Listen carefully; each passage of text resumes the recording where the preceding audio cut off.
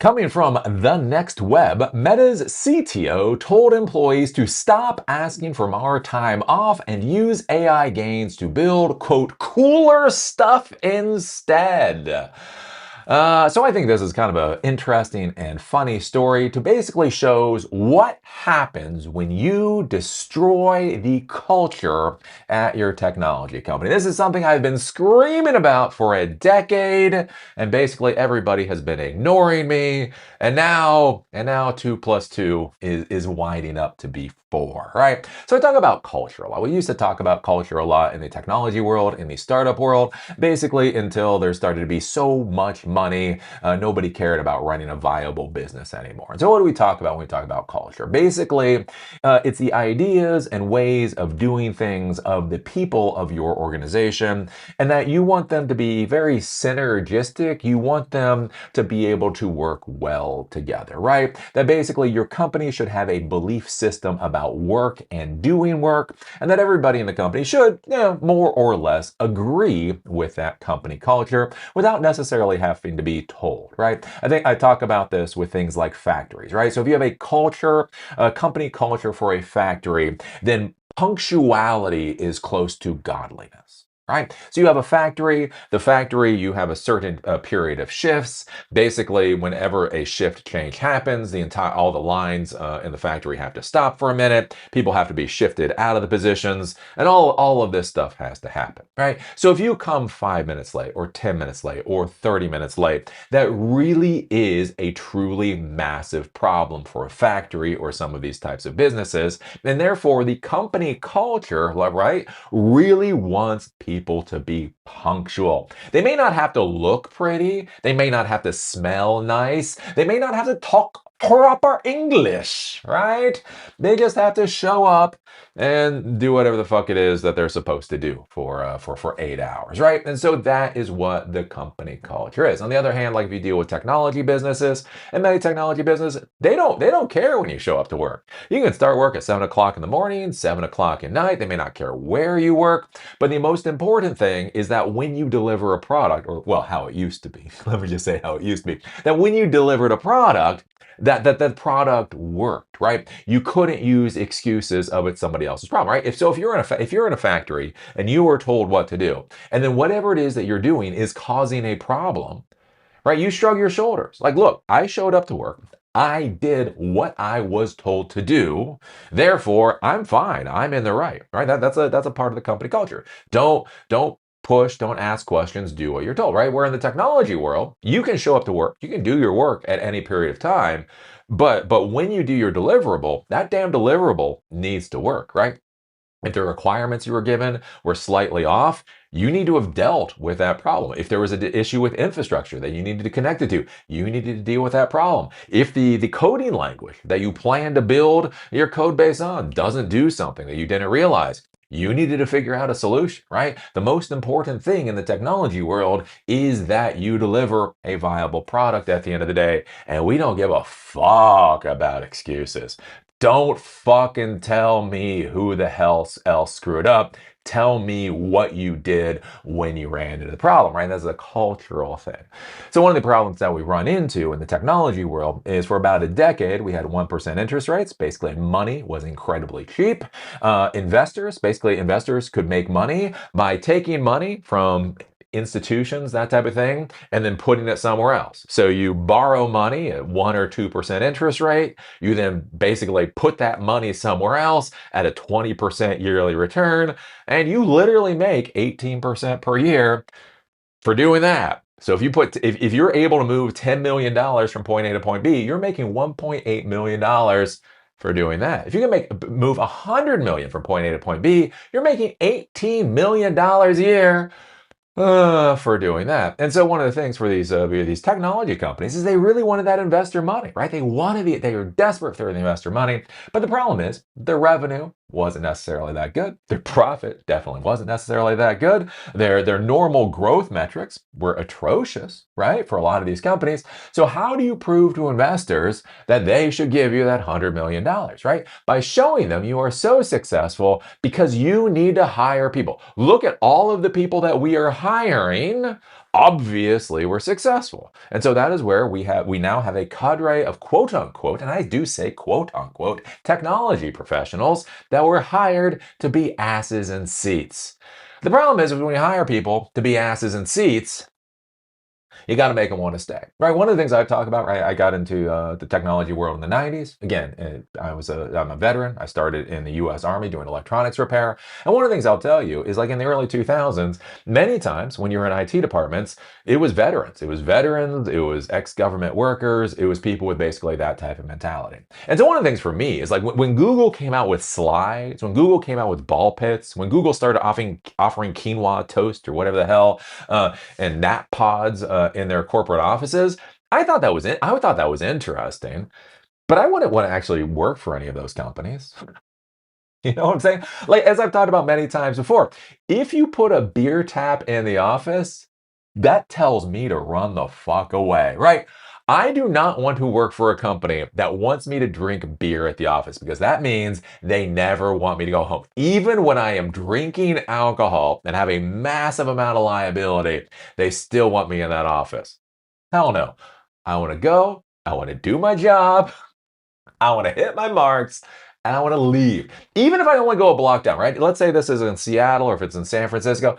Even if I walk one block down to the corner bar to get drunk, I still want a gap of a block between me getting drunk and my corporation. That's just right. That's just my mentality, right? And so you see all these nap pods and all that kind of stuff. And again, I've talked about this for a while. It was just weird to me. Like this isn't like talk about the projects that you're doing. Talk about what you're building. Talk about the stacks. Talk about all that kind of stuff. Like these right? You see these day in the life videos of quote unquote technology professionals.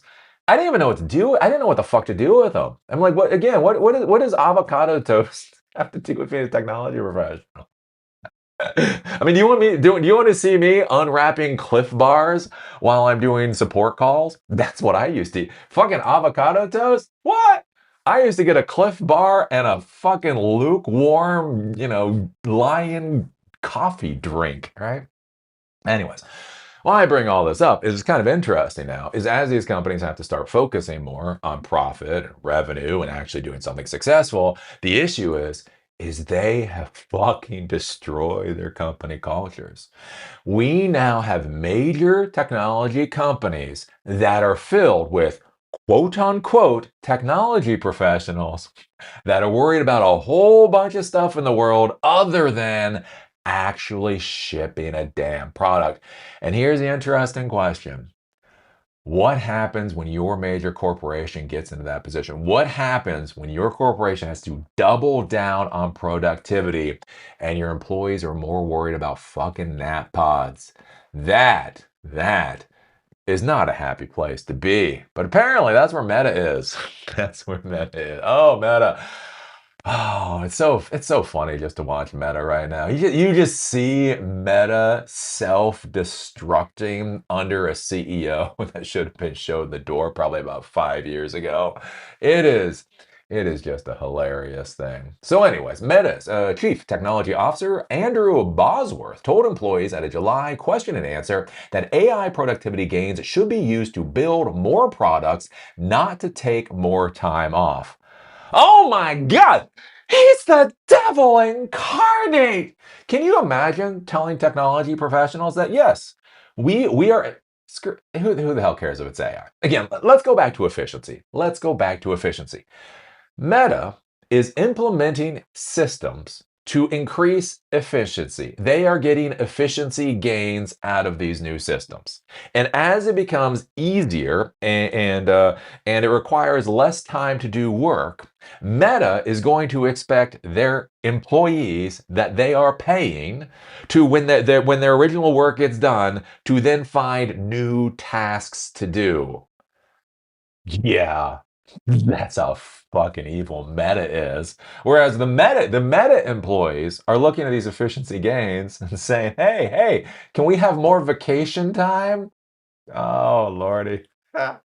This, my friends, is why you do not destroy your company culture. Your company culture, and this is one of the weird things I find in the modern world. Like, there's all this stuff in like the technology business world that just doesn't get talked about anymore. And again, what's weird is this is what used to always get talked about. Again, we talk about things like efficiency and company culture and all that. They used to just be completely normal. And this is one of the things I think a lot of people have lost track of is that your company culture is actually probably your most valuable asset, at least for a lot of these technology companies, right? If you've got a factory, you got a mine, whatever, right? If you got a lot of fixed asset, CapEx expense, that's its own deal. But for a lot of these technology companies, right, your company culture is literally your most valuable asset. And so many of these executives have been wiping their asses on the company culture for the past decade. And the real question is going to be is how do you right that ship? What happens when you as a company implement efficiency gains and your employees expect more time off because of it? Oh, Lordy. Um, an employee had asked whether the gains could be channeled into reviving, quote, meta days, a canceled holiday program that gave staff a few extra days off. And again, this is where we talk about where they destroyed the company culture. When money was flush, when they thought they could just continue getting cash from investors and all that kind of stuff, they gave all of these benefits to the employees. They're pulling the benefits back. And basically the employees, and that's the thing to understand with these employees too, right? They have expectations, right? Expectations management is a huge thing in the technology world. They had an expectation of what work at Meta was going to look like. And now Meta is changing, what is actually being expected out of the employees. And this is causing a lot of stress and causing a lot of issues within the company. And one of the things you do have to realize with this is like this level of stress, right? Because of AI implementation, and all that, and that's on top of 8,000 people being laid off not that long ago. That's on top of 6,000 positions being closed, positions that were open, they're now not hiring for. That's on top of shifting employees all around the company in a weird ass, game of musical chairs, right? So the people, the employees are dealing with all of that, and then they're trying to grasp onto something where they think they have power. They're trying to grasp onto something where it's like I feel like I should be able to have a say in something. So okay, we're getting AI efficiency gains. So that means we should get more vacation time. No, no, that's not how any of this works. But anyways. Um a canceled holiday program that gave staff a few extra days off. Bosworth's answer was blunt. Quote, stop asking about meta days. It's very dumb. Right? And this is where things are gonna get brutal in the technology world. You have acclimated your technology professionals to being coddled for the past decade. For the past decade, you have given them unlimited time off. For the past decade, you've given them avocado toast. For the past decade, you've given them nap rooms. For the past decade, they've gotten massages and they've gotten this and they've gotten that and they've gotten the other thing. It is natural. That is what their expectations are, right? Because they think they're worth it. They are so fucking naive, ignorant, and possibly stupid. They think for some reason, because they know the JavaScript stack, this is what I'm worth. Motherfucker, these executives were coddling your fucking nasty ass just to keep you in that fucking seat. Right? That is the why did bureaucracy balloon? Why did layers of management balloon? Why are people doing videos of my life as a technology professional with avocado toast and nap times and all that kind of thing? Because there wasn't actually enough real work to do. They were creating an environment of truly bullshit jobs just to keep your fucking ass in a seat, right? You ever look at the agriculture industry? Again, it's really interesting with cows, right? They design these chutes for the cow. When the cows are going to slaughter, one of the things is you don't want to spook the cow. You don't want the cow to be scared, right? The calmer and more relaxed the cow is, the better, one, actually, truly, the better the meat is going to be. And two, it's a hell of a lot easier to slaughter them that way if they're in a calm way. So there's all of these mechanisms that are created to keep the cow calm all the way up until they get a bullet in the head. And basically, what you have to understand, if you've been a technology professional for the past 10 years, is this is what the tech organizations have been doing. They are milking your ass. They have been milking you, and you think like it's like, well, sort of your value. I mean, your existence has a value to the investors, all the way up until you're no longer valuable anymore and you get turned into a beef cow. As my wife always said, one of the reasons she stopped being a vegetarian, right? There's this idea with vegetarians, well, it's more humane to be a vegetarian, right? I'm just eating the cheese. I'm just drinking the milk. We're not killing the cow. But the thing is, you have to understand with cows, like when a cow stops producing milk, farmer's not going to keep the cow around for the next fucking decade, feeding it and giving it vet and all that kind of stuff. Basically, every cow is a beef cow at the end of the day. They all get slaughtered. And so that's a funny thing, right? You have all these technology professionals, and they think they're important dairy cows. Yeah, this entire operation is here because I exist. It's like, yeah, you're gonna turn it a hamburger at the end of the day. Do I realize how that works, right? No, no, because our education system is piss poor. So yeah, stop asking about metadays. It's very dumb. Quote, I hope that what we do with our extra time is do even more and cooler stuff for the users who use our products every day, Bosworth said, according to 3 people on the call. Quote, I get an extra hour. You know what I do with it? I put it into that, he told the employee, to ask their parents what they would think of using every chance to talk to a boss to request more days off. He later said he was sorry for coming down, quote, too hard, and acknowledged the question may have been, quote, tongue in cheek. So anyways, there you go. Meta is laying the smackdown on their employees. And this is going to get pretty ugly. This is going to get pretty ugly. This is going to get pretty nasty in the Meta environment. Because I don't think they know what they're doing. Like Meta is in this weird position where they're still a cash cow, right? Meta, or Facebook, Instagram, all that, bringing in a tremendous amount of money. But their CEO lost the plot years ago, right? In any normal corporation, Mark Zuckerberg would have been terminated years ago and replaced. The issue is he has super voting shares. Basically, his voting rights in Meta as a corporation supersede everybody else. Nobody else can outvote him on anything. And so the problem is you have this Peter Pan syndrome, person suffering from Peter Pan syndrome, basically in the CEO position. So he's doing fucking whatever the fuck it is that he wants. Doesn't matter if it makes a goddamn bit of sense. He's just doing that, right? And now we're seeing all the weird ramifications of that within their corporation. People being fired, people being shifted around, people not understanding what the hell is going on, expectations that have been created over a decade now being ripped away, and it's gonna get ugly. So here's the thing, boys and girls. If you work for Meta, you actually have my sympathy. You have my sympathy, right? Should they have given you the expectations? No. Was it fucking stupid that they created that environment? Yes. But to be clear, they did create those expectations. So, if you've been working there for a while, it is completely understandable that you'd be frustrated and pissed off and everything else. That actually does make sense.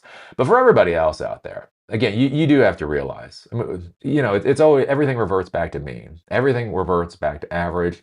What we've seen over the past decade has been stupid from the get-go. This has had nothing to do with you being a technology professional. It has had nothing to do with shipping products. It has everything to do with financial machinations in order to create value out of these garbage companies. And so basically all we're seeing right now is basically a reverting to the mean, getting back to the point of shipping actual product being the most important thing. And so, yeah, it's going to be a different world. So what do you think about this? What do you think about Bosworth basically coming out and saying, hey, if AI increases your efficiency, find more work to do? What do you think about that kind of pissing off the employees? How dare you tell us to find more work to do after we've completed our tasks? Does this feel like oh so 2026 moment? Anyway, put your thoughts down below. If you like these episodes, do remember they're on Spotify and on Apple Podcasts. Link is down below. If you want to follow me on LinkedIn, there's a link down there too. With that, see y'all later.